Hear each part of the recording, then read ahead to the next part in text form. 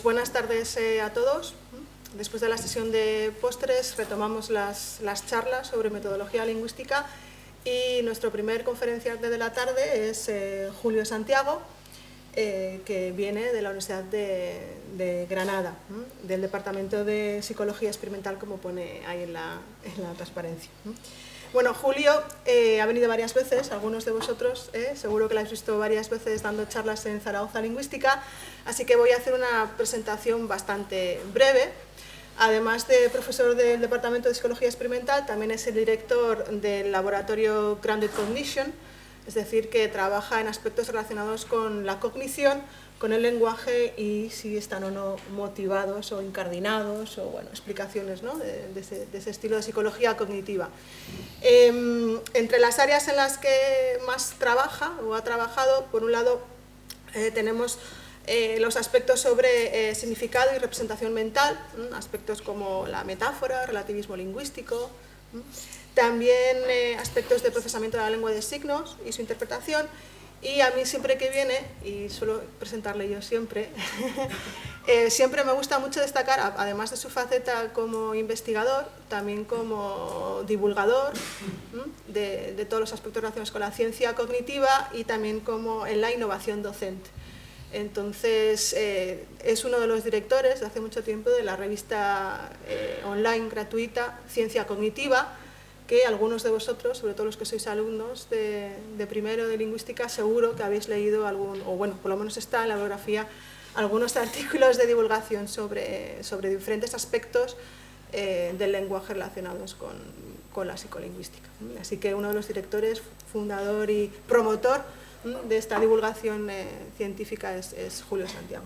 Hoy nos viene a hablar de aspectos no de los que he dicho, de lengua de signos o de significado y representación mental, sino que nos va a presentar, como veis ahí en el título, ¿no? qué es, ¿no? el metaanálisis en las ciencias sociales. Aquí sí que sin más dilación yo le dejo la mesa a Julio. Gracias. A ver, ¿me oís bien? Sí, ¿no? Vale, muchas gracias Iraide, muchas gracias a los organizadores por invitarme. La verdad que siempre es un gusto venir a Zaragoza. El caso es que, como decía Iraide, pues he venido varias veces y bueno, y me he dado conferencias en muchas otras ocasiones, pero creo que la verdad que pocas veces he dado yo una conferencia que me haya resultado tan complicada de preparar como esta. Porque, bueno, vamos, yo no soy un experto en estadística, utilizo la estadística continuamente en mis investigaciones, pero no soy un experto en ella. Y sobre todo cuando Iraide me dijo que iba a tener un público tan variado en cuanto a su conocimiento previo sobre cuestiones de estadística, pues claro, era muy complicado conseguir ver a ver cómo contaba uno, cómo llego yo a explicaros qué es un metaanálisis, junto con una variedad de otras cuestiones, sin que os perdáis por el camino, que es lo principal, ¿no? Entonces, bueno, pues mi decisión fue coger y empezar de cero. Cero. Y eso significa que para algunos de vosotros que tenéis un poquito más de conocimiento de estadística y demás, pues por lo menos hasta la mitad de la charla posiblemente no voy a decir nada que no sepáis. Pero de todos modos creo que puede, en fin, que viene bien, de todos modos llevarlo de esa manera y en general creo que al final todos aprenderemos alguna cosita interesante. Bien, el punto de partida de la charla es lo que se ha dado en llamar la crisis de la reproducibilidad en la ciencia psicológica inicialmente, porque este artículo que se publicó en Science hace ya algún tiempo, pues se centraba en estudios psicológicos. Pero poco después, esta crisis de reproducibilidad se ha visto que afecta a una amplísima literatura de ciencias sociales y no solo, sino también de ciencias biomédicas. Y en este artículo, por ejemplo, amplísimamente citado y conocido, este artículo está publicado en una revista de biomedicina y el campo científico al que realmente se refiere es el de los estudios biomédicos, los estudios de efectividad de ciertas terapias farmacológicas, detección de marcadores del cáncer, etcétera, etcétera, etcétera. Es decir, es una cuestión muy amplia que afecta a todas aquellas ciencias que necesitan hacer estadística y que tiene que ver con el modo en que hemos estado haciendo estadística hasta ahora. Entonces, en esta charla, pues lo que quiero es hablaros un poquito de cómo se ha llegado hasta aquí, qué cosas hemos estado haciendo mal, aunque pensábamos que estaban bien, pero qué cosas no resultaron estar tan bien, que han hecho que buena parte de nuestros resultados publicados actualmente, pues haya razones para pensar que igual no son reproducibles. Que un resultado no sea reproducible viene a significar que no podemos creer en él. Entonces, si llegara a afirmar cosas como que más de la mitad de los resultados publicados no son reproducibles, es un auténtico choque para o sea, todos los que pensamos que hemos estado haciendo una ciencia que sirve para algo.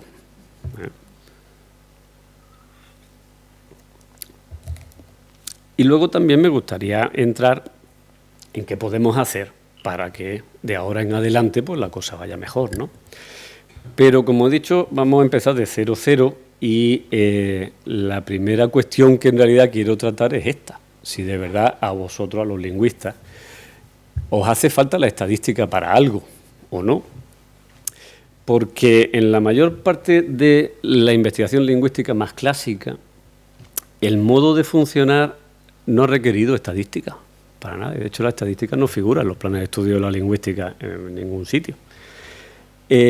¿Cómo era el modo de funcionar? Pues básicamente se seleccionaban oraciones concretas y se planteaban al escrutinio de un hablante nativo, que normalmente era básicamente el que escribía, y sus lectores pues normalmente se daban cuenta de que realmente la intuición que ese hablante estaba intentando poner de manifiesto con esa oración pues era correcta. Entonces, es decir, era un experimento, sí, podemos considerar que era un experimento, pero era un experimento en el cual no hay variabilidad. Cuando Chomsky dijo que ideas verdes incoloras duermen furiosamente, es anómala semánticamente, es decir, no significa nada, pero está bien construida gramaticalmente, el resto de los hablantes del castellano dijimos, es verdad, ¿no? Entonces, cuando no hay variabilidad, no hace falta estadística. La estadística sirve para lidiar con el ruido, para lidiar con la variabilidad, con el hecho de que no todos estemos de acuerdo en algo, de que la observación que hagamos en una cierta medida a veces nos dé un valor y a veces nos da otro valor. Para eso sirve la estadística, ¿no? Entonces, claro, en la medida en que consigáis, los lingüistas, basar toda vuestra evidencia en este tipo de oraciones, pues no hace falta. Pero hay muchas ocasiones en las cuales en fin, pues no se disfruta de este tipo de datos tan absolutamente claros, ¿no? Os voy a poner un ejemplo, un par de ejemplos, ¿no? El otro día en clase cogí y hice este experimento con mis alumnos para con unos datos para traerme aquí y montar un ejemplo sobre el cual ir contando dos cosas en esta charla, ¿no? Entonces le pedí a Iraide, de hecho, que me diera un par de oraciones que pudieran tener un cierto interés lingüístico y seleccionamos esta y la siguiente que os voy a poner, donde la cuestión tiene que ver con la cuestión de la concordancia de género, ¿vale? Entonces, en esta se hace una concordancia con el género femenino de agua, el poca agua, que no es lo más habitual, se suele decir un poco de agua más que una poca de agua, y en esta otra se dice una pizca de agua, pero claro, como la variante masculina de esta palabra en particular es poco menos que de uso cero, exceptuando Canarias, si está por aquí Victoria seguro que me lo confirma, ¿verdad? En Canarias se dice un pisco de agua, pero en el resto de España no, que yo sepa.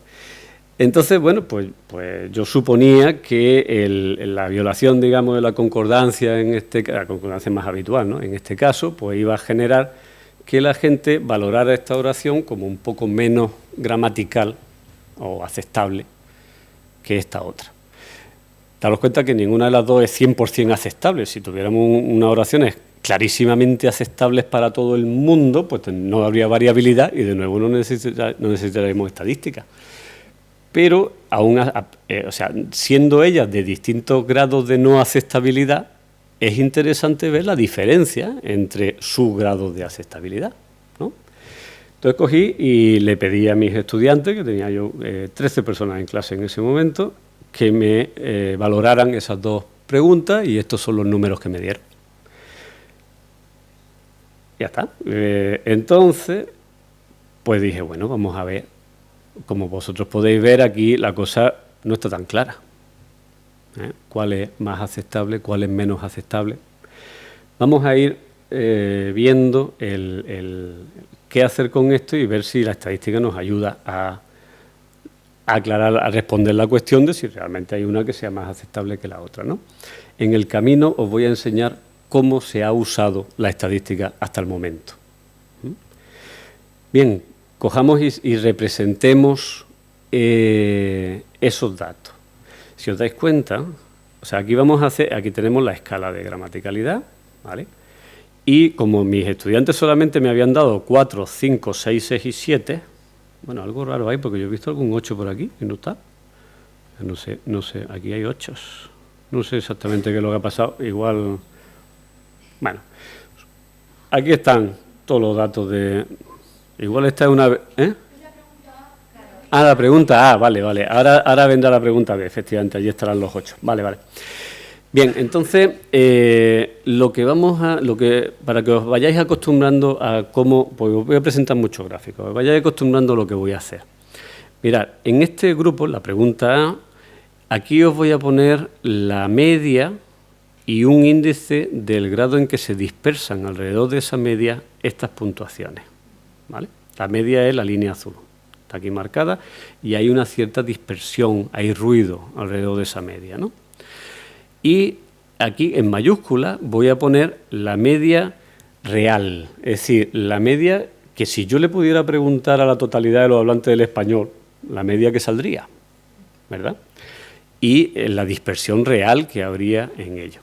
Pero, perdón, yo tengo solo 13 personas en mi estudio, estas no las conozco y solo puedo calcular la media de mis personas y su dispersión. Como claro, se me han repetido muchos números, pues tengo aquí cuatro datos nada más, pero si yo cojo y represento en forma de altura, represento cuántas personas me han dicho 5, cuántas personas me han dicho 4, cuántas personas me han dicho 6, pues entonces hago un histograma. Esto también se le llama una distribución. Bien, entonces, fijaros, esta es la distribución de respuesta de la pregunta A. Si hago lo mismo con los datos de la pregunta B, pues tengo que esta es la distribución de respuesta. Aquí están los 8 que me estaban faltando. Y si lo vemos las dos cosas juntas, os dais cuenta de que hay mucha superposición entre las dos.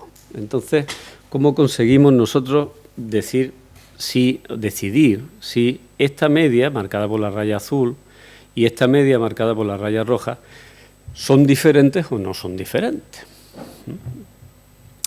Dado el ruido, o sea, si un grupo no se solapara en absoluto con el otro grupo, yo podría afirmar con toda tranquilidad que las dos preguntas son de distinto nivel de aceptabilidad. Pero dado que hay mucho solapamiento, pues ¿cómo podría yo decidir si una pregunta es más aceptable que la otra de verdad?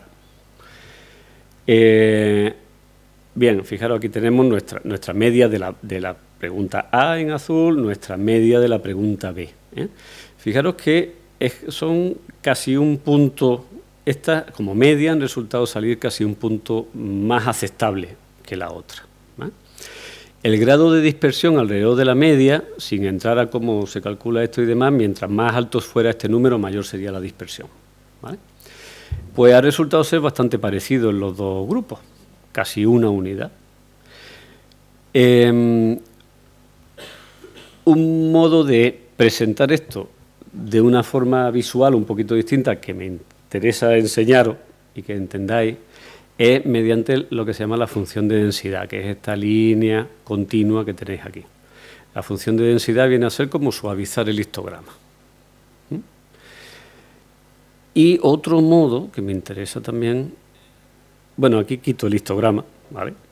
Y veis que la función de densidad nos dice más o menos la misma información que antes que el histograma, nos dice pues, ¿Dónde están concentradas? Me dice, la mayor parte de las puntuaciones de la distribución de la pregunta A están concentradas en esta zona central, ¿vale? Y hacia los lados hay menos, ¿no? Y su media está aquí, ¿vale? Estoy parando en todo esto porque necesito establecer un vocabulario gráfico común con vosotros, ¿vale? Para que luego las siguientes gráficas se interpreten más fácilmente.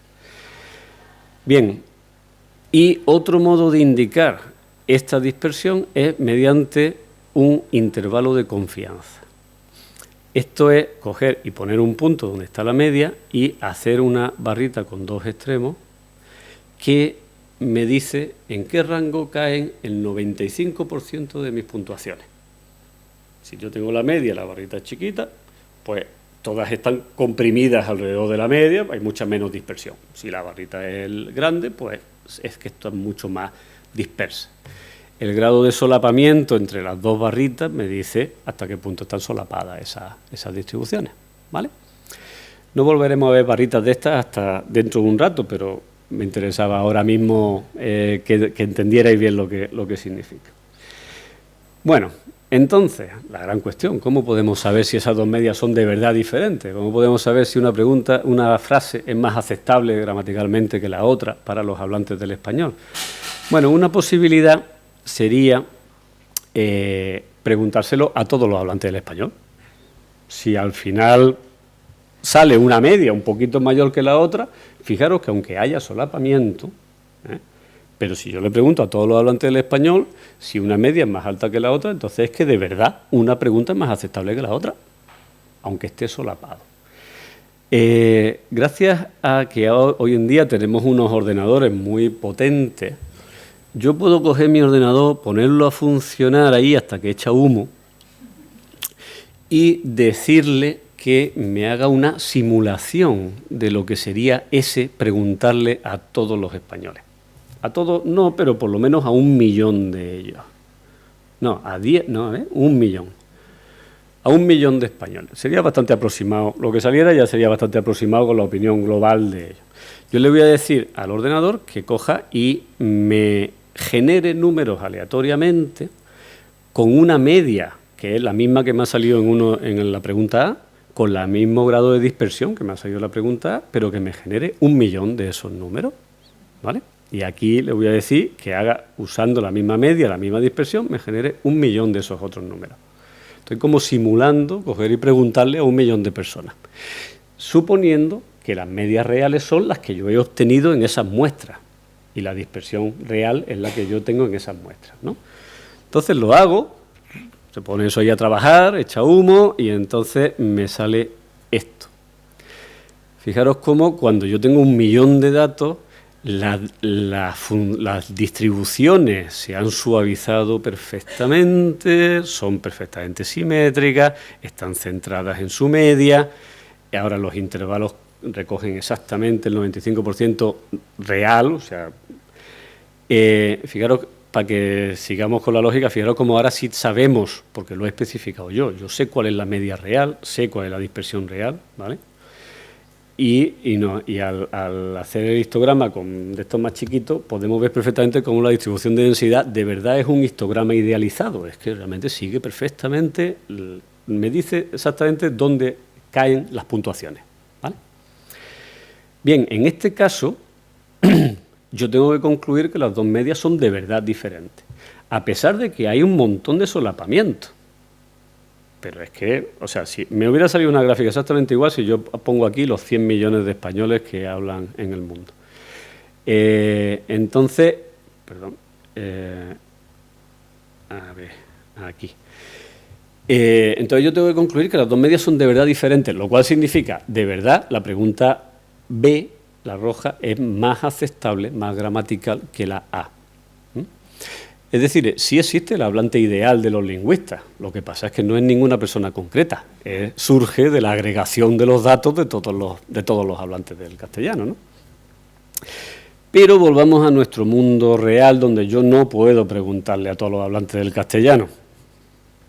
Entonces, ¿cómo podemos saber si las dos medias son diferentes de verdad, pero basándome en mis pocos datos de mi único experimento, con la poquita gente a la que yo le he podido preguntar. Esa es la cuestión de la estadística. Bueno, la estadística inferencial, ¿no? Entonces, volvemos a mi experimento. Estos son el mismo gráfico que habéis visto antes, mis datos de mis estudiantes, ¿vale? Entonces, la cuestión es, yo calculo la diferencia de las medias, hago la resta, ¿no? Y digo, esta es una diferencia de esta cantidad, de casi un punto. ¿Cómo puedo yo saber que eso de verdad es así en el mundo, digamos, teniendo en cuenta todos los posibles hablantes del castellano, ¿no? Bien. Una posibilidad... bueno, antes... O sea, hay que tener en cuenta que... O sea, a lo mejor uno podría pensar, dice, bueno, si tienes esa diferencia de media, ¿vale?, es que no pueden ser iguales.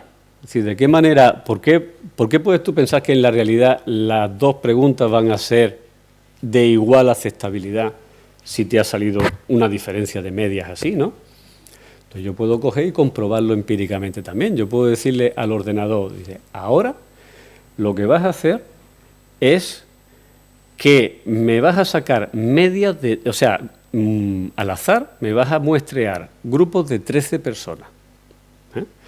Pero la media de ese grupo va a ser esta que está justo en medio de las dos, de mis dos preguntas. Y la desviación, la dispersión alrededor, es la misma dispersión que hemos estado encontrando. Entonces, yo sé que estos grupos que me está sacando, estas muestras de 13 personas, en realidad surgen todas de una única media subyacente. Es decir, no hay diferencia entre las dos medias, solo hay una. ¿Me estáis siguiendo? Entonces digo, házmelo 1000 veces, como si yo repitiera mi experimento 1000 veces. Y entonces, a medida que van haciéndose, para cada una de estas medias, calcúlame la media de la pregunta B, réstala de la media de la pregunta A, y si supera este valor, párate y enséñame el resultado. Y entonces lo pongo a funcionar y tarda un chispo en pararse y me saca esto. Y fijaros, está muestreado de una distribución subyacente donde la media de verdad de aquí y la media de verdad de aquí es la misma, donde el ruido aquí y el ruido aquí es el mismo, pero su diferencia entre medias es no igual, sino superior a la que hemos encontrado antes. Pero ha venido de una ausencia de diferencias subyacentes. ¿Me estáis siguiendo? Estoy intentando ir despacito para que no se me pierda nadie, pero cuando alguien se me haya perdido, aquí podéis levantar la mano y decir que no lo he pillado, ¿vale? Bien, entonces es posible encontrar, por lo menos algún caso hay en el cual yo pueda preguntarle a 13 personas sobre esas dos preguntas y siendo las dos preguntas igual de aceptables, por puro azar, me van a decir que la A es menos aceptable que la B. En esa cantidad, ¿no? Entonces, bueno, pues una manera de coger y determinar si la diferencia que yo he encontrado es suficientemente grande como para, dado el ruido, ¿vale?, como para afirmar que la diferencia real es diferente de cero, pues una manera sería coger y decir, ¿cuántas veces me salen muestras así? De muchas veces que yo puedo repetir el experimento, ¿cuántas de ellas me van a salir mayores, iguales o mayores que la diferencia que yo he encontrado? ¿No? Cogemos el ordenador, lo volvemos a poner a funcionar. Ahora os explico os pongo el ejemplo primero y volvemos a esto. Saco 1000 experimentos sin diferencia subyacente. Una única media para los dos grupos, una única dispersión, muestras de 13 personas. Pero le digo, no te pares, sácamelas todas. Y ahora dime, yo cojo y pongo aquí, fijaros, aquí he puesto la media de las dos. Aquí está el 0,92, que es la media que yo he encontrado. Y ahora ya sabéis interpretar muy bien el histograma, ¿no? De esas 1000 experimentos que he hecho, pues aquí, en este punto exacto, han encontrado una diferencia del orden de casi de 0, por ejemplo, me han encontrado una diferencia 100 experimentos, aquí unos poquitos menos, ¿vale? Pues esta es la que yo he encontrado. ¿Cuántas veces me han salido diferencias iguales o superiores a esa? 11 veces. ¿Qué probabilidad tengo yo, por tanto, de encontrar una diferencia así de grande cuando subyacentemente no la hay? Pues tengo una diferencia de 0,011, un 11 por 1000, ¿verdad? Pues esta es la lógica de lo que se ha dado en llamar el hypothesis testing o pues, la lógica de la estadística inferencial que hemos estado usando hasta ahora. Es coger y decir, vamos a estimar la probabilidad con que se va a obtener la diferencia que hemos encontrado por puro azar. Y si esa probabilidad es muy baja, normalmente se establece que menos de un 5%, entonces voy a afirmar que realmente hay una diferencia real. ¿Me habéis seguido? Si me habéis seguido hasta aquí, esto es todo un éxito. Entonces, si lo bueno yo voy a afirmar que es real, pero además es que voy a saber qué probabilidad tengo de equivocarme. Sé que me puedo equivocar en el 5% de los casos, ¿verdad? Igual, eso es una ventaja doble. Es decir, yo afirmo una cosa, pero además sé que tengo una probabilidad de error, pero sé cuál es esa probabilidad de error. Bien, entonces, esto es lo que hemos estado haciendo hasta ahora, ¿vale? Para que os deis cuenta de una cosa que es importante que tengáis en cuenta, imaginaros que el grado de ruido es mayor. Voy a repetir exactamente lo mismo, no hay diferencia subyacente, hay una única media, pero en lugar de tener una dispersión alrededor de casi un 1, ahora va a tener una dispersión de casi un 2. Y le digo, vuelve a sacarme esas 1000 muestras y vamos a volver a mirar la diferencia de medias que hay, ¿no? Pues esta es la distribución que ahora tenemos, fijaros, es mucho más plana y hay muchas más muestras que por puro azar han quedado con una diferencia de medias mayor de ese 0,92. ¿Eh? Ahora la probabilidad, son 115 las que hay aquí, en estas barritas. La probabilidad, por tanto, de que esa diferencia que yo he visto o mayor me haya salido debido al puro azar es más alta que antes. Ahora yo no puedo afirmar que hay una diferencia subyacente real, porque la probabilidad de equivocarme es demasiado alta. Hemos dicho que hasta el 5% la admito, de ahí no. A partir de ahí no. ¿Vale? Entonces, a lo que quiero que os deis cuenta es que el que yo pueda decir que dos medias son de verdad diferentes depende de dos grandes factores. Uno es la diferencia entre ellas, que mientras más grande sea, pues más posible es que de verdad sean diferentes. Pero también depende de la cantidad de ruido que tenga. Mientras más ruido haya, más difícil es que yo pueda decir que dos medias son diferentes. ¿Me explico? Mientras la diferencia de medias aumenta, más posible es que sean diferentes, pero mientras el ruido aumenta, más difícil es ver la diferencia. ¿Sí? Bueno, pues esta es la única fórmula que voy a poner en todo el camino.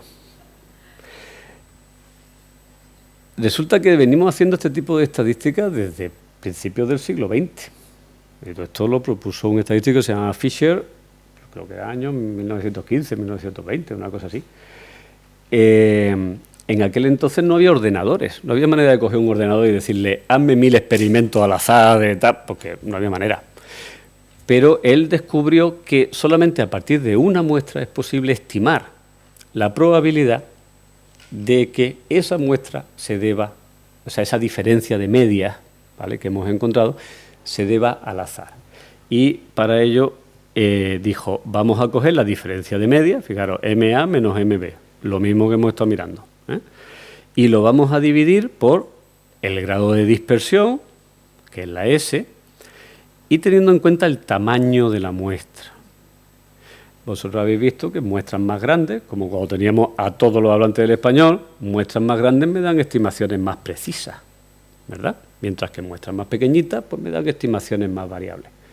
Sí, a partir de una única muestra, teniendo en cuenta estos factores, que es la diferencia de medias que yo he observado, la variabilidad que yo he observado y el tamaño de muestras que yo he utilizado, puedo sacar este número y ese número puedo asociarlo a... Ese número me va a salir con una cierta probabilidad. Entonces, si ese número, y aquí tenemos para el experimento mío de mis estudiantes, si ese número tiene una probabilidad menor de 0,5, yo diré, he encontrado una diferencia significativa. Es decir, tengo una probabilidad de menos de un 5% de equivocarme cuando afirmo que esas dos medias son de verdad distintas. ¿Ah? En el caso, imaginaros en este caso en el cual había más variabilidad, ¿vale? Yo cojo una de esas muestras y la pongo aquí. Y fijaros que en este caso la diferencia que salió por azar es incluso mayor que la que yo había visto antes, que antes era un punto, ahora es 1,35 por ahí. Pero la dispersión es mucho mayor. Pues en este caso, el estadístico T, la fórmula del T, me da una probabilidad de 0,27. Aquí no puedo afirmar que la diferencia es significativa. Bien, como digo, esta es la lógica. Y entonces, ¿qué sucedió? Que los científicos se lanzaron como locos a la caza de la P. O sea, aquí la P se convirtió en el oscuro objeto de deseo de los científicos sociales, biomédicos, en fin, cualquiera que tuviera que lidiar con el ruido. Ante el ruido, ante una diferencia de medias, para poder saber si de verdad estoy viendo algo o es puro ruido, pues necesito una P menor de 0,5. Y claro, esto llevó a esto. El que la encuentra ha descubierto algo. Y descubrir algo se asocia no solo con el gusto de descubrir algo, que es muy importante, sino además con el premio, el reconocimiento que eso conlleva. Y eso implica promoción, implica que te den proyectos y financiación, implica renombre, implica muchas cosas. Fijaros que este modo de pensar también significa que si no sale, no sabemos si hay o no hay una diferencia. Es decir, el que no salga la P no significa que podamos decir que no hay una diferencia, simplemente no sabemos. Había mucho ruido y no se ve nada. ¿Ok? Si no se ve nada, no sabemos. El que le sale un experimento con una P no significativa, pues se deprime porque dice, qué trabajazo para nada. Y además, claro, uno enseguida se mete en sacar un par de implicaciones extras que en realidad no se siguen de la lógica, pero todos las hemos hecho y todos las hemos dado por sentadas.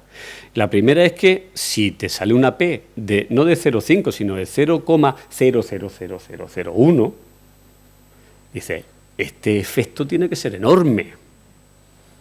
¿Vale?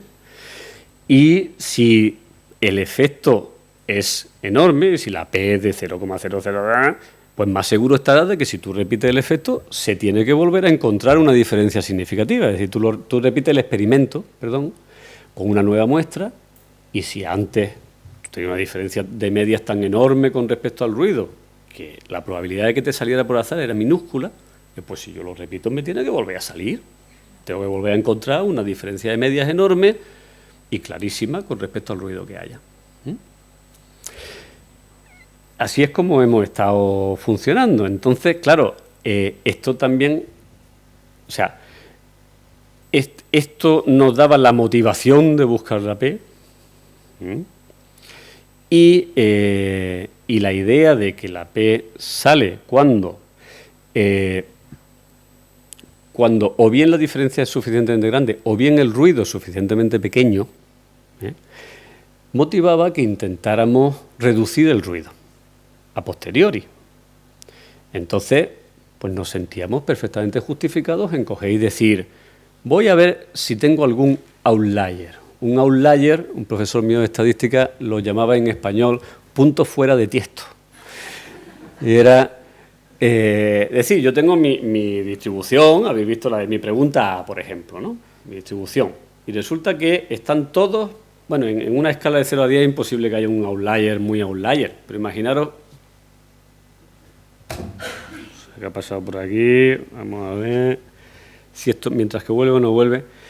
Imaginaros una escala, por ejemplo, de tiempo de reacción, donde uno puede tardar desde 0 hasta, si lo medía un milisegundo, imaginaros 30 segundos en responder, 50 segundos, 1 minuto en responder, con lo cual son 60.000.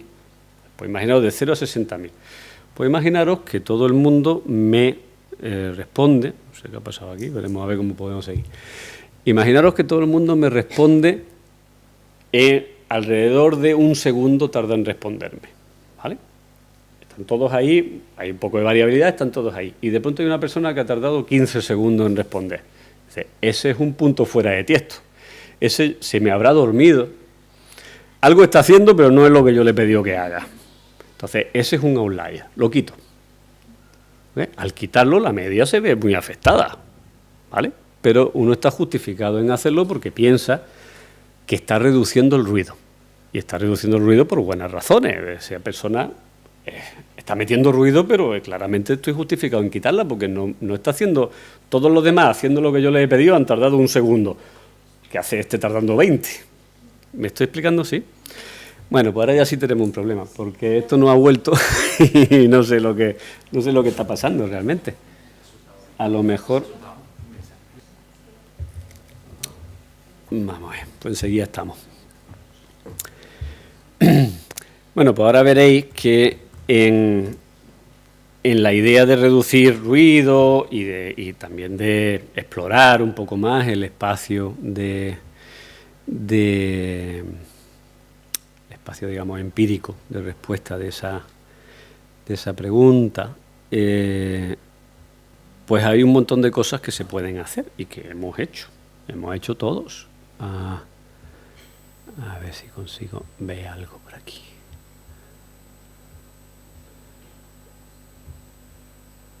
Aquí, vamos llegando aquí. Presentación. Bien. Pero no está. A ver, presentación. ¿Por qué no se pone en...? Ahí sí está. Pues aquí no. Bueno, qué curioso. No, lo veo, pero en un formato diferente. Pero, o sea, aquí como dentro de una ventanita. Pero bueno, igual da. Bueno, entonces, estábamos en... Un poco raro porque... un poco coñazo este sistema porque no me deja a mí pasar diapositivas de un modo más cómodo.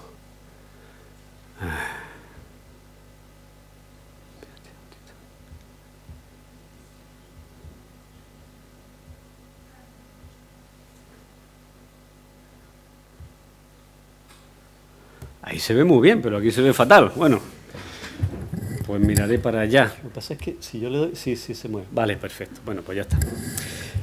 Entonces, ¿qué más cosas podemos hacer? Pues...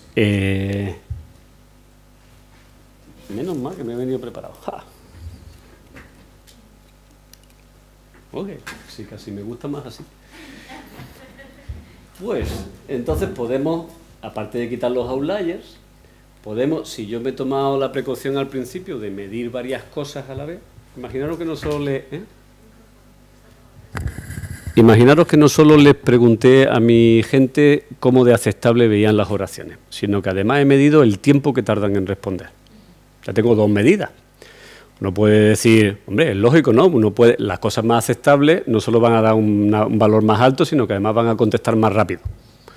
Pues ya tengo 2 posibles lugares donde encontrar esa diferencia significativa que a mí me interesa. Puedo evidentemente coger y decir, bueno, 13 personas no me ha salido significativo, pero es que la muestra puede ser pequeña. Vamos a meter otros 10, a ver qué pasa, ¿no? Con eso, en principio, se reduce el ruido. Mientras más gente, menos ruido, pues mejor, ¿no? Puedo meter covariantes, por ejemplo, dice, ¿y si resulta que esto depende del nivel de inteligencia de las personas? Puedo medirlo también y ver si eso, al descontarlo estadísticamente de las diferencias, me reduce el ruido. Si reduce el ruido, entonces la diferencia entre esas 2 medias puede resultar ser suficientemente grande con respecto al ruido restante como para salir significativa, ¿verdad? Y bueno, y sobre todo, y si finalmente no consigo de ninguna manera conseguir ver esa P significativa, pues cojo mi estudio y lo meto en un cajón y me olvido de él. O lo intento publicar y el propio editor de la revista es el que me dice, esto no sirve para nada, no se publica, ¿verdad? Porque no has encontrado una diferencia y no sabes si realmente la hay o no la hay, ¿vale? Así hemos estado funcionando y así ha funcionado la ciencia. Y claro, de alguna manera esto es lo que nos ha llevado a la crisis de la replicabilidad esta que tenemos ahora. Hoy en día todo este tipo de prácticas que hemos visto aquí arriba ahora se le llaman p-hacking o p-phishing, la pesca del valor de P, la pesca del 0,5. Y a esto se le llama el problema del archivador. ¿Por qué son tan problemáticas estas? Daros cuenta de que nadie, bueno, alguna gente sí que ha hecho trampa de verdad, con mala intención, pero la inmensa mayoría de los científicos no. La inmensa mayoría de los científicos hemos hecho este tipo de cosas pensando que estaba correcto, intentando reducir la variabilidad para poder ver las diferencias de forma más clara y poco más, y echando las cosas al cajón pues porque nadie las quería tampoco. Entonces, para que entendáis un poco por qué todo esto no es buena idea, vamos a volver a echar a trabajar al ordenador, que ahora que está enchufado creo que no se quejará, y vamos a pedirle de nuevo que nos repita esos 1000 experimentos que le hemos pedido que nos haga antes, sacando muestras de 13 personas, y con las mismas diferencias que yo encontré en la clase de mis estudiantes, ese casi punto de diferencia aquí y esta variabilidad y tal. Pero yo lo que voy a mirar en este caso para cada una de esos experimentos, antes fijaros que os enseñé la diferencia de las medias, cómo grande era la diferencia. Pero lo que vamos a mirar es la significatividad de esa diferencia.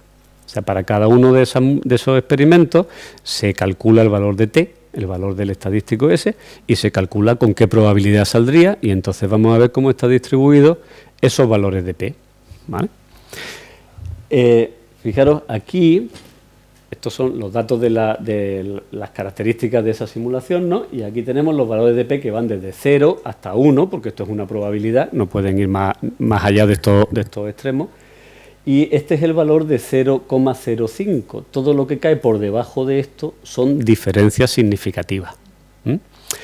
Es decir, para esa diferencia de medias, en la inmensa mayoría de los casos en que yo repito el experimento, el valor de P es menor de 0,5 y afirmó que la diferencia es significativa, ¿vale? Eso lo vimos antes cuando vimos que de 1000 veces que lo hago, solo 11 experimentos tienen una diferencia de medias más grande, o sea, viniendo de una ausencia de diferencia, tienen una diferencia más grande que la que yo he encontrado. Es lo mismo que hemos visto antes, ¿vale? Pero es muy importante, lo que quiero que os fijéis aquí es que, a pesar de que aquí hay muchas, hay otras por aquí, ¿vale? Y si yo cojo y repito esto, pero ahora sin una diferencia subyacente, aquí todo lo que vamos a encontrar es ruido, ¿no? Y vuelvo a mirar el valor de P, ahora resulta que se me distribuye de forma uniforme a lo largo de todos los valores, lo cual significa que a pesar de que la gran mayoría me dan valores no significativos, que es lo correcto, todavía aquí hay unos cuantos que me dan valores significativos. Lo que se sigue de todo esto es que no podemos interpretar un único estudio, no podemos interpretar una única P. Os lo voy a poner de otra manera. Imaginaros que yo tengo una moneda que está claramente sesgada. La mayor parte de las veces que la tiro sale cara. Y yo lo que quiero es descubrir, yo cojo una moneda, no sé si está sesgada o no, ¿vale? Cojo una y quiero poder afirmar si está sesgada o no. La tiro y me sale cara. ¿Puedo decir si está sesgada o no? Es así de claro, con una vez no podemos, porque te puede salir cualquier valor. Es cierto que el valor de una probabilidad de P de 0,0000 es muy poco probable si la diferencia viene del azar, pero es posible. ¿Estamos? Y hasta ahora, eso es lo que os decía de esas implicaciones que siempre hemos pensado, es decir, si me sale una P muy baja, o sea, muy significativa, esto supone que existe un efecto grande debajo, ¿verdad? Pues no, te puede haber salido por azar. Si tú tienes un 5% al final de que te salgan las cosas por azar. Un solo experimento no es interpretable, ¿vale? Entonces, con respecto a lo de meter más medidas también, o sea, en general, cualquier cosa que hagáis que implique, para arreglar esas P no significativas, ¿vale? Cualquier cosa que hagáis que implique valorar la P otra vez, está alterando la probabilidad de error que tiene. Si yo tiro un dado una sola vez, la probabilidad de que me salga un 6 es de 1 partido por 6. Pero si la probabilidad de que me salga un 6 cuando tiro el dado, o sea, al menos un 6 cuando tiro el dado 2 veces, ya es de 2 partido por 6. ¿Ah? Y si tiro el dado 20 veces, es como que es seguro que alguna vez me va a salir un 6. ¿Ok? Entonces, para que veáis la aplicación práctica de todo esto, vamos a irnos a una página web que es muy divertida, es súper divertida, que es una página web para entrenar a la gente habilidades de p-hacking. Es decir, si por si acaso no tenía ya suficientes habilidades por ti mismo, pues aquí puedes practicar. Entonces, el modo en que esto funciona es el siguiente. Pongámosle aquí el nombre del efecto que yo quiero. Por ejemplo, el efecto de gramaticalidad de la concordancia. Y este es mi grupo de control, ¿vale? Imaginaros que esta es la pregunta, vamos a llamarle la pregunta con el pizca y la pregunta con el poca. Y le voy a decir que me saque al azar, muy parecido a lo que yo he estado haciendo, ¿eh? Me saque al azar 2 participantes, o sea, 20 participantes en cada uno de esos 2 grupos. Le voy a poner que el efecto subyacente es 0. O sea, en realidad, todo lo que vamos a ver se debe al azar, puro y duro. ¿Perdón?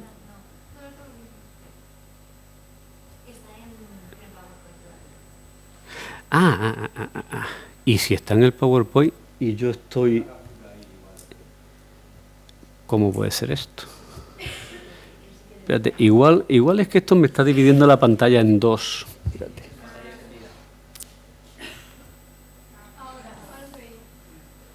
A ver si ahora quiere. Este es el que yo estoy viendo, este sí. Este sí. Vale. Bueno, y de paso hemos arreglado el otro problema. Pero ahora no lo veo aquí. Espera, a ver si ahora se consigue ver en los dos lo mismo. A ver si suerte.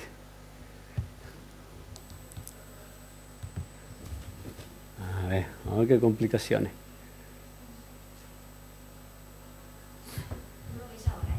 Yo sí, pero no quiere pasar para allá.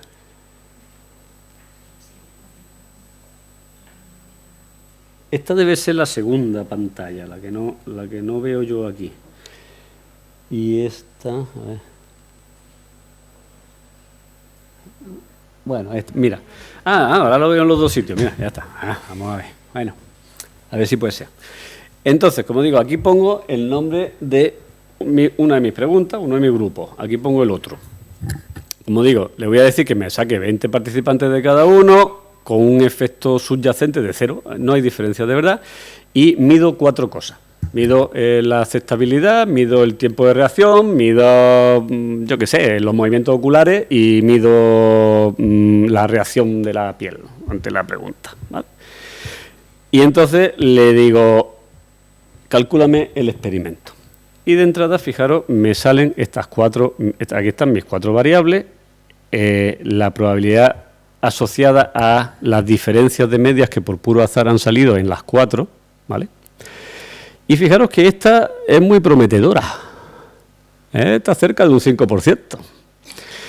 Y entonces aquí me dice, ya me selecciona la más prometedora directamente para que yo me vaya a ver los outliers. Y yo digo, uy, este está haciendo algo raro, este se ha dormido o está haciendo... Vamos a quitarlo. Ya es significativo. Claro, lo poco que he tardado en encontrar una P significativa. ¿No? Sabiendo que por dentro no hay diferencia ninguna. Todo se debía al ruido. Todo. ¿No? Pero puedo hacer más cosas. Ahora me voy aquí y voy a la parte más fina todavía. Puedo controlar por estatus socioeconómico. Vamos a ver qué pasa. Bueno, esa sigue siendo significativa. No ha hecho gran cosa.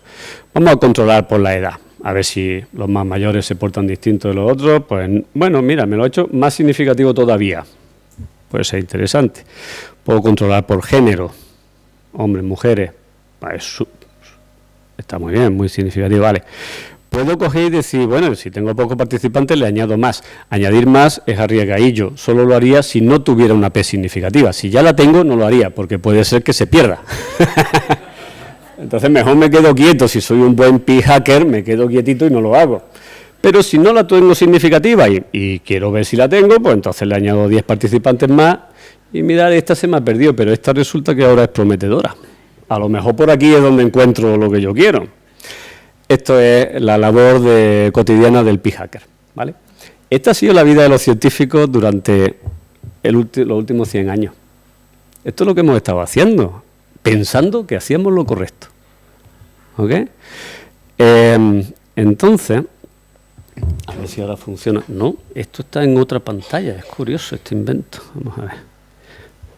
Ahora sí, a ver si ahora me pone, al ponerlo en presentación, me lo pone en esta misma... Ah, sí, bien, hombre. Entonces, ahora hemos llegado al metaanálisis. Nos quedan 5 minutos de charla. Pero por lo menos me da un poco igual. Si por lo menos habéis conseguido entender el por qué lo que hemos estado haciendo hasta ahora no estaba bien, ya hemos conseguido buena parte de lo que se pretendía en esta charla, ¿vale? Entonces, ¿qué nos dice este nuevo modo de pensar la ciencia? La idea clave es que hay que entender que la ciencia es una actividad incremental. Estudios sueltos no nos dicen nada. Hay que hacer series de estudios y hay que cuidar el tema de hacer replicaciones exactas. Porque daros cuenta que si solo hacemos replicaciones, lo que se llaman replicaciones conceptuales, es decir, donde en principio estamos replicando, pero hemos cambiado 20 detalles. Hemos cambiado 20 detalles, es otro experimento distinto. Tú no estás muestreando de los posibles experimentos, repeticiones de tu experimento, no estás cogiendo otra, a ver si te sale lo mismo o no, sino que te has ido a otra distribución diferente. Y estás muestreando de allí tienes las mismas dificultades que aquí. Entonces es muy importante las replicaciones exactas para volver a ver qué es lo que sucede. Y muy importante con todo esto, a la P ya no le vamos a hacer tanto caso. Lo que importa no es la significatividad, es decir, no importa si hay o no hay un efecto, lo que importa es qué tamaño tiene ese efecto, cuál es la diferencia de medias, básicamente. Diferencia de medias con respecto al ruido que haya, pero el tamaño de esa diferencia es lo realmente importante. Entonces, volvemos aquí a los datos de mis estudiantes, son los mismos del principio, ¿vale? Vamos a calcular esa diferencia de medias, la vamos a poner en relación, la vamos a dividir por la cantidad de ruido que hay, que como el ruido se aproxima a 1, pues el valor que nos da se aproxima a 1, vaya, se queda casi igual que estaba. Pero esto ahora se interpreta diferente, esto se interpreta como que la diferencia es del valor de una unidad de ruido. ¿Okay? Al dividir por la cantidad de ruido que hay, pues entonces el tamaño del efecto ahora se pone en términos de unidades de ruido. Y entonces lo que vamos a hacer es representar el tamaño del efecto con respecto a un efecto nulo, que sería 0. Pues a mí me ha salido un efecto de 0,93 o por ahí, que caería aquí. Basado en mi único dato, en el ruido, en la variabilidad que hay en mi único dato, yo calculo, se puede hacer, y no voy a entrar ahora en cómo se hace exactamente, pero es muy fácil, calculo cuál es el nivel de precisión con el cual yo puedo afirmar que ese es el tamaño del efecto. Y básicamente lo que estoy diciendo es que si yo repitiera mi experimento un montón de veces, el 95% de las veces la estimación del tamaño del efecto caería dentro de este intervalo, de aquí, ¿vale? Y esto se puede asociar con una P, porque si mi estimación el 95% de las veces es que no sería 0, sino sería diferente de 0, esto le corresponde una P significativa, ¿verdad? Y si la calculo, pues es la que vosotros ya habéis visto antes. Pero en realidad esto no nos importa tanto, lo importante es esto, ¿vale? Y entonces lo que se hace, ¿qué sucede aquí si yo le digo, repíteme el experimento no 1000 veces, vamos a poner 10 veces, ¿vale? Con las mismas características, las muestras hay una diferencia subyacente, ¿vale? Es la misma que yo he encontrado con mis estudiantes. Pero ahora para ver cada uno de ellos, lo voy a ver el tamaño del efecto que me sale y su intervalo de precisión, digamos, y la P asociada. Y lo represento. Y me sale esto. Este es el que, a ver, ¿dónde he puesto? Alguno de ellos, el que os he representado antes, hace un momento. Pero bueno, o igual no, son 10 repeticiones de lo mismo, con la misma diferencia de media, ¿vale? Bueno, son 10 experimentos. Bueno, pues fijaros cómo de mis 10 experimentos, 4 han salido que por los criterios de la lógica anterior no hubieran sido significativos. Si yo hubiera empezado a investigar mi tesis sobre este efecto e hiciera este experimento, empezaría muy mal. Y si fuera extremadamente tozudo, haría un segundo, y si me sale cambio de tema. ¿Ok? Yo sé que subyacentemente, porque yo he generado estos datos, y yo sé que hay una diferencia de media real debajo, pero me hubiera topado con 2 casos de no encontrarla y hubiera tirado el tema. ¿Qué se hace en un metaanálisis? Pues básicamente cogemos estos datos y calculamos un efecto global. Es que no tiene mucho más. Cojo todos mis experimentos, son los mismos datos de hace un momento. Cojo todos mis experimentos. No me preocupo de si cada uno por separado es significativo o no lo es. Miro el tamaño del efecto que tienen, el grado de precisión que tienen, que aquí está puesto en plan numérico, y me dicen la media y el tamaño del intervalo. Y aquí lo tenéis en plan gráfico, ¿eh? Y para todo ello junto me sale que el tamaño estimado real del efecto es su intervalo de confianza es fijaros que al meterlos todos juntos ya la precisión con la cual puedo estimarlo es muchísimo mayor que antes, y aquí puedo ver que es claramente distinto de 0, aquí hay algo, y además en concreto la estimación está más o menos en 1, que es el real, ¿eh? En concreto 0,96, y el real era de 0,96, ¿no? O sea, es que lo ha sacado perfecto, vaya. Podía ser que le hicieran falta todavía unos cuantos experimentos más, pero vaya, lo ha clavado. Y bueno, y esa es la idea del asunto. En un metaanálisis normal, lo que pasa es que se meten experimentos muchas veces que tienen tamaños de muestras diferentes. Entonces eso se suele representar con el tamaño del cuadrado. Si un experimento tiene un tamaño de muestra de 100 personas, el cuadrado es más gordo, la precisión es menor, y el análisis le da más peso a la hora de calcular el efecto global, ¿vale? Pero es lo mismo, básicamente es como hacer una especie de media global de todo y usar la variabilidad del conjunto para estimar cuál es el auténtico tamaño del efecto. Si no tuviéramos esta mentalidad incremental, no hubiéramos llegado hasta aquí, porque nos hubiéramos atascado en los primeros 2 o 3 casos en que no sale significativo y no hubiéramos seguido, ¿vale? Y os iba a poner un ejemplo vivido por mí realmente, pero me lo voy a saltar, solamente os voy a llegar hasta aquí. Esto es un efecto que nosotros estudiamos, este es un experimentos que han hecho otra gente publicados, que encontraron el mismo efecto, y mirad que lo encontraban, ¿vale? Y llegó un momento en que nosotros intentamos empezar a repetir nuestro propio efecto. O sea, nosotros habíamos publicado el primer artículo que encontró este efecto. Y otra gente después, publica después y lo vuelve a encontrar. Y lo intentamos repetir nosotros y no sale. Ya dicen, ¿qué pasa? No existe. Bueno, hicimos este metaanálisis que nos dijo al final que sí que existe, solo que es un efecto pequeñito. ¿Vale? Bien, última diapositiva. Además del metaanálisis, además de tomar esta mentalidad incremental, lo que hay que hacer es otro montón de cosas, y entre ellas, sobre todo, tenemos que atarnos las manos y obligarnos a no caer en ninguna de las tentaciones del p-hacking. Para eso lo que se hace es preregistrar, es decir, antes de coger ningún dato, yo escribo cuántos datos voy a coger, cómo los voy a analizar, todo, qué medidas voy a tomar, cuáles son las que me importan, cuáles no me importan, lo que voy a hacer con ellas, todo lo escribo, lo pongo en una página web y le digo, regístralo, y lo que hace la página web es fijarlo de modo que nadie pueda cambiar lo que ahí se ha escrito y ponerle una fecha. Y después recojo mis datos. Y entonces después tengo que hacer lo que he dicho que iba a hacer. Y si la cosa sale, pues sale. Y sé que tengo un 5% de equivocarme. Y si no sale, no sale. Incluso aunque no me salga la probabilidad significativa, no lo tiro. Lo dejo para hacer un metaanálisis después. ¿Ok? Y ya está. Gracias.